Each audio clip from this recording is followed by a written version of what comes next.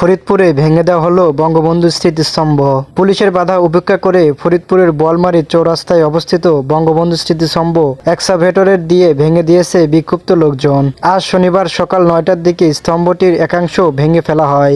স্থানীয় লোকজনের ভাষ্য, বোয়ালমারীর জিয়া প্রজন্ম দলের সাধারণ সম্পাদক মোহাম্মদ জাকারিয়ার নেতৃত্বে বিএনপি সহযোগী সংগঠন স্বেচ্ছাসেবক দল ও ছাত্রদের নেতা কর্মীরা স্তম্ভকে ভাঙচুর চালান। ভাঙচুরের খবর পেয়ে বোয়ালমারী থানা পুলিশ ঘটনাস্থলে পৌঁছে বাধা দেওয়ার চেষ্টা করে।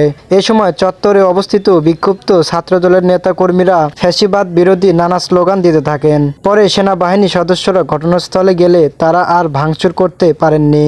গত 5 আগস্ট শেখ হাসিনার পতনের পর স্তম্ভটির একাংশ ভাঙচুর করেছিলেন বিক্ষুব্ধ ছাত্র জনতা।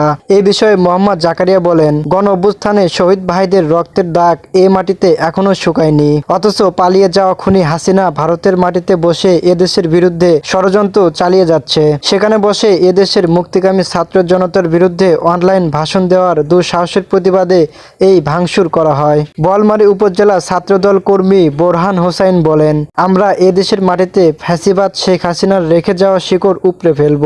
যে এক্সকাভেটর দিয়ে স্তম্ভটি ভাঙা হয় সেটির মালিক বোয়ালমারী জর্জ একাডেমি এলাকার বাসিন্দা ভজন চৌধুরী। তিনি বলেন, উপজেলা স্বেচ্ছাসেবক দলের আহ্বায়ক সঞ্জয় সাহা শুক্রবার রাতে আজ সকালে এক্সাভেটরটির চালক শামীম সেটি নিয়ে বঙ্গবন্ধু স্মৃতিস্তম্ভ এলাকায় নিয়ে যান। তবে উপজেলা স্বেচ্ছাসেবক দলের আহ্বায়ক সঞ্জয় সাহা প্রথম আলোকে বলেন, তিনি ভজন চৌধুরী নামে কাউকে চেনেন না। তিনি বর্তমানে ব্যবসায়িক কাজে ঢাকায় অবস্থান করছেন। বঙ্গবন্ধু স্মৃতিস্তম্ভ ভাঙ্গার বিষয়েও তিনি কিছু জানেন না।